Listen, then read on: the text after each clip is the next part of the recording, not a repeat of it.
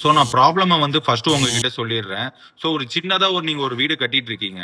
So ஒரு 500 ஒரு 600 square feet ரேஞ்சுன்னு வச்சுக்கோங்க. ஸோ இந்த மாதிரி கட்டும்போது உங்களுக்கு வந்து இடம் வந்து ரொம்ப சின்னதா இருக்கும். ப்ளஸ் உங்களுக்கு அதுலயே வந்து ஹாலு, பெட்ரூமு, கிச்சனு, டாய்லெட்டு, கொஞ்சம் ஓடிஎஸ் ஏரியா, பார்க்கிங், வண்டி நிறுத்துறது கொஞ்சம் இடம் வேணும். எல்லாமே கொண்டு வரும்போது ஸோ நமக்கு சம்பு செப்டி டேங்க் போடும்போது ஒரு கன்ஃபியூஷன் வரும். ஸோ இந்த மாதிரி சுச்சுவேஷன் வரும்போது என்ன ஆப்ஷன் இருக்குது அப்படின்னா, நம்ம பிரிக் ஒர்க் மாதிரி பண்ணோம்னா 9 இன்ச்சு போச்சுன்னா பாசிபிள் இல்லை. அது வந்து ஒரு வால்யூம் ரொம்ப கம்மியாக வரும். ஸோ ஆர்சிசி போட்டாலும் வந்து காஸ்ட் எங்கேயோ போயிடும். ஈவன் பிரிக் ஒர்க்கே வந்து காஸ்ட் அதிகமாக தான் போகும், பிரிக் ஒர்க் போட்டு காங்கிரீட் போகிறது. ஸோ அது கிளாரிஃபை பண்ணி நான் என்னோட ப்ராப்ளம் வந்து எப்படி சால்வ் பண்ணுங்கிறது தான் இந்த வீடியோவில் சொல்லியிருக்கேன். ஸோ நான் ஒரு 550 ஸ்கொயர் ஃபீட் அரௌண்ட் வந்து ஒரு வீடு வந்து கன்ஸ்ட்ரக்ட் பண்ணிட்டு இருக்கேன். ஸோ அதில் வந்து பார்த்தீங்கன்னா, ஸோ கிளைண்ட் வந்து வாஸ்துப்படி வேணும் அப்படின்னு சொல்லிட்டாங்க. ஸோ சனி மூலையில் வாட்டர் டேங்க் வரணும். வாட்டர் டேங்க் போட்டாச்சு. ஸோ G+1 இருக்கிறதுனால பாருங்க, 550 ஸ்கொயர் ஃபீட்லேயே G+1. ஸோ 2 வீடு இருக்கிறதுனால கொஞ்சம் பெரிய சம்பா போடணும். ஸோ அந்த மாதிரி பிளான் பண்ணி சம்பு வந்து ஃபிக்ஸ் பண்ணிட்டோம். ஸோ டாய்லெட்டு செப்டி டேங்க் போடும்போது அந்த இடம் பத்தலை.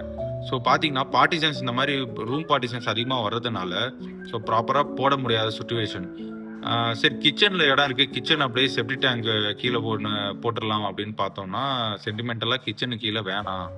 ஸோ வந்து குடியிருக்கிறவங்களும் ஹெசிடேட் பண்ணுவாங்க அப்படிங்கிறதுனால ஸோ அதை அவாய்ட் பண்ணிட்டு போனோம்னா, ஃப்ரண்ட்டு சைடில் இது படிக்கட்டு போகுது. ஸோ படிக்கட்டு கீழே போடுற மாதிரி பிளான் பண்ணால், படிக்கட்டு கீழே பார்த்தீங்கன்னா ஜஸ்ட் 26 இன்ச்சஸ் தான் இருந்தது. அதாவது 2 அடி 3 இன்ச்சு, 2.25 அடின்னு வச்சுக்கோங்க. ஸோ அவ்வளோதான் பீம் டு பீம் இன்பிட்வீன் இருந்தது. ஸோ அதனால தான் இன்சைடும் பிளான் பண்ண முடியல. டாய்லெட்டு கிட்ட போடலாம் அப்படின்னா அதுவும் பாசிபிள் இல்லை. ஸோ இந்த மாதிரி சின்ன இடம் வந்ததுக்கப்புறம் நான் என்ன டிசைட் பண்ணோன்னா, எஃப்ஆர்பி டேங்குக்கு போயிடலாம் அப்படின்ட்டு. ஸோ எஃப்ஆர்பி டேங்க் வந்து பயோசேஃப்டி டேங்க்கு, கெப்பாசிட்டி கம்மி தான். நம்ம நார்மலாக கன்ஸ்ட்ரக்ட் பண்ணோட கெப்பாசிட்டி கம்மி. அதோட வால் திக்னஸ் கம்மியாக இருக்கிறதுனால ஸோ 26 இன்ச் இருக்குன்னா அதுக்கு தகுந்த மாதிரி 24 இன்ச்சில் வந்து ரெடி பண்ணி போட முடிஞ்சது. ஸோ கஸ்டமைஸ்டாக வந்து இந்த பிராண்ட் வந்து பண்ணி கொடுத்தாங்க எனக்கு. ஸோ மேட்ரு வந்து பிராண்ட் ப்ரொமோஷன் கிடையாது.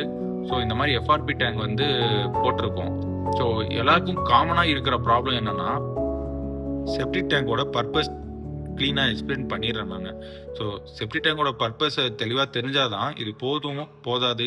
ஏன்னா இது வந்து என்னோட கிளைண்ட்டே வந்து நிறைய சர்ச் பண்ணி வச்சுருந்தாங்க. ஸோ அவங்க வந்து ஈஸியாக கன்வின்ஸ் ஆகிட்டாங்க. பட் நிறைய பேர் பயந்துட்டு இருக்காங்க. ஸோ மேட்ரு என்னங்கிறத சிம்பிளாக சொல்லிடுறேன். ஸோ கிளாஸடோட லைன் மட்டும் டேரெக்டாக செப்டி டேங்க்கு கனெக்ட் பண்ணுறோம். செப்டி டேங்க் வந்து ஃபில் ஆகும். ஃபில் ஆனால் வந்து ஸ்லட்ஜோட ஃபில் ஆகும். அப்புறம் அது வந்து ஓவர்ஃப்ளோ ஆகிற டைமில் வந்து வாட்டர் வெளியே போயிடும். ஸோ ஸ்லட்ஜு வந்து ஃபில் ஆகுதுங்களா, அது வந்து ஃபில் ஆகிடுது. கெப்பாசிட்டி கம்மியாக இருந்தால் என்ன பண்ணுறது அப்படின்னா, அதுக்கு ஒரு பவுடர் கொடுக்குறாங்க, பாக்டீரியா பவுடர். ஸோ அந்த பாக்டீரியா என்ன பண்ணும், அதுக்கு தீனியே வந்து அந்த ஸ்லட்ஜு தான். ஸோ சாப்பிட வந்து வாட்டர் கண்டென்ட் மட்டும் போயிட்டே இருந்துச்சுன்னா ஒரு ப்ராப்ளமும் இல்லை.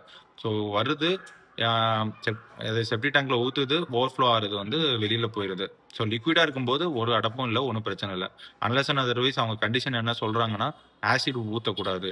ஆசிட் ஊற்றி சப்போஸ் ஊற்றிட்டீங்க, இல்லை ஒரு 10 டேஸ் யூஸ் பண்ணாமல் இருக்கீங்கன்னா பாக்டீரியா செத்துரும், தீனி இல்லாமல் செத்துரும். ஸோ அந்த டைமில் அந்த பவுடரை வந்து போட்டோன்னா ப்ராப்ளம் சால்வ் ஆகும்.